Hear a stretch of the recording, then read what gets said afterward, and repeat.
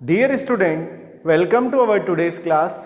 Our today's topic is trigonometric ratios questions. हमने last class में भी बहुत सारे क्वेश्चंस किए थे ट्रिग्नोमेट्रिक रेशियोज से रिलेटेड और कुछ इंटरेस्टिंग क्वेश्चन है हमारी बुक में जिनको हम लेने जा रहे हैं। आइए देखते हैं। If x is equals to 30 degree then prove sin x is equals to under the root 1 minus cos 2x upon 2। यानी कि हमें इस LHS पार्ट को सोल्व करना है, इस RHS पार्ट को भी सोल्व करना है और दोनों को इक्वल प्रूव करना है। ट्रिग्नोमेट्रिक रेशियोज की जो मैजिकल टेबल मैंने आपको पढ़ाई थी, जो अभी भी हमारे चैनल पर अवेलेबल है, वहां जाकर आप उस ट्रिग्नोमेट्रिक रेशियोज की टेबल से sine cos ten cosec cosec के डिफरेंट एंगल्स पे वैल्यूज देख सकते हैं, लर्न कर सकते हैं। और इसको आपको लर्न करना ही होगा क्योंकि जब भी आप बोर्ड एग्जाम में जाएंगे वहां पर ट्रिग्नोमेट्रिक रेशियोज के क्वेश्चन आएंगे। उस मैजिकल टेबल से आप वैल्यूज को लर्न कर लीजिए ताकि इन क्वेश्चंस को सॉल्व करने में आसानी रहे। तो यहां पर x का वैल्यू है 30 डिग्री, तो जहां पर x आ रहा है वहां पर हम क्या पुट कर देंगे 30 डिग्री। तो पुट कर दीजिए साइन x की जगह आ जाएगा 30 डिग्री क्योंकि क्वेश्चन में गिवन है हमें under the root 1 minus cos और 2 ऐसा का ऐसा ही और x की जगह आ जाएगा 30 डिग्री अपॉन में क्या है 2 है। साइन 30 का वैल्यू क्या होता है उस मैजिकल टेबल से, ये होता है आपका 1 upon 2 is equals to under the root 1 minus cos 2 का मल्टीप्लाई होगा 30 से तो ये आ जाएगा कॉस 60 डिग्री अपॉन 2। अब आप cos 60 का वैल्यू पुट कर दीजिए 1 upon 2 is equals to under the root 1 minus cos 60 का वैल्यू क्या होता है, ये होता है आपका 1 अपॉन 2 और नीचे क्या है 2। आगे देखिए आप इस क्वेश्चन को हम सॉल्व करते हैं। 1 अपॉन 2 ऐसा का ऐसा ही है आपका under the root 1 minus 1 upon 2 यानी कि एक में से हमें माइनस करना है हाफ। 1 अपॉन 2 का मतलब होता है आधा, एक में से आधा गया तो क्या बचेगा आधा और 1 अपॉन 2 क्या होता है आधा यानी कि हाफ। तो ऊपर क्या बचेगा 1 अपॉन 2 और नीचे डिनोमिनेटर में क्या है आपका 2।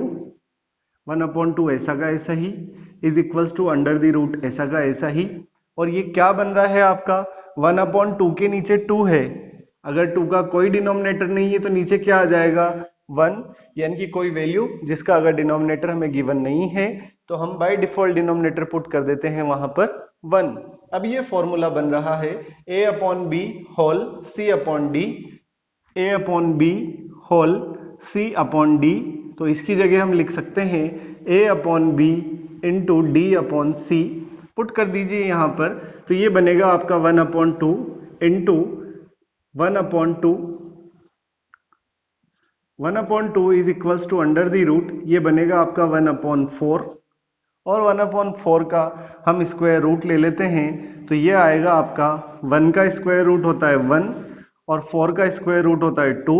तो आपका LHS पार्ट और आपका RHS पार्ट दोनों इक्वल है, यही प्रूव करना था हमें। आप मैजिकल टेबल को लर्न कीजिए ताकि इन क्वेश्चंस को सॉल्व करने में आसानी रहे। बिल्कुल बेसिक कैलकुलेशंस है, हम आसानी से इन बेसिक कैलकुलेशंस को सॉल्व कर सकते हैं और इन क्वेश्चंस का आंसर पता कर सकते हैं। आइए हम कुछ और क्वेश्चन देखते हैं। डियर स्टूडेंट, हमारा नेक्स्ट क्वेश्चन है if a equals to 60 degree and b is equals to 30 degree then we have to prove cot a minus b is equals to cot a into cot b plus 1 upon cot b minus cot a। हमें इस LHS part को भी solve करना है, हमें इस RHS part को भी सोल्व करना है और दोनों को इक्वल लेकर आना है। यहाँ पर a और b का वैल्यूज हमें ऑलरेडी गिवन है तो a और b की जगह हम ये वैल्यूज पुट कर देंगे और इस क्वेश्चन को बिल्कुल बेसिक मैथमेटिक्स की कैलकुलेशन से सॉल्व करेंगे। इजीली हमें LHS इक्वल्स टू RHS मिल जाएगा। तो आइए देखते हैं, वैल्यू पुट करते हैं। कोट ऐसा का ऐसा ही a की जगह आ जाएगा आपका 60 डिग्री माइनस b की जगह आ जाएगा आपका 30 degree is equals to cot a की जगह आ जाएगा आपका 60 डिग्री कोट b की जगह आ जाएगा आपका 30 degree plus 1 upon cot b B की जगह आ जाएगा आपका 30 डिग्री माइनस कॉट ए की जगह आ जाएगा आपका 60 डिग्री। अब हम इसको सॉल्व कर लेते हैं, तो ये आया आपका cot 30 degree is equals to cot 60 का वैल्यू मैजिकल टेबल से पुट करना है हमें।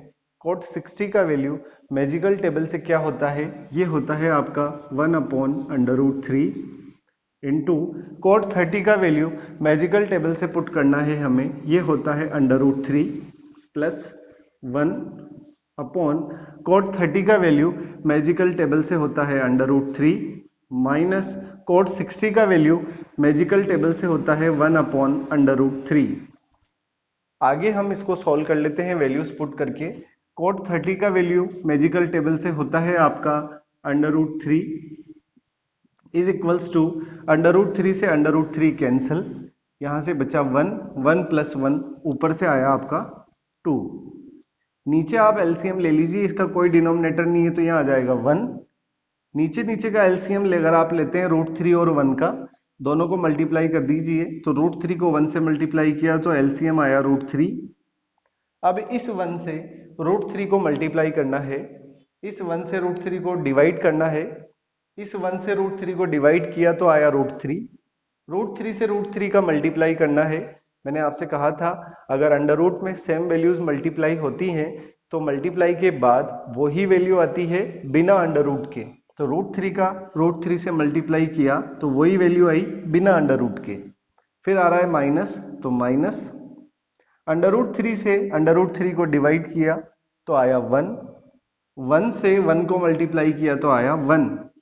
आगे इसको सॉल्व कर लीजिए, इधर से बचा आपका √3, ऊपर से बचा आपका 2, नीचे से आपका बचेगा 3 माइनस 1, ये आया 2, और नीचे है आपका √3। अगर आपको डिवाइड के रूल पता है तो अगर कहीं ऐसा लिखा हुआ है a/b/c, तो इसको आप लिख सकते हैं a × c/b।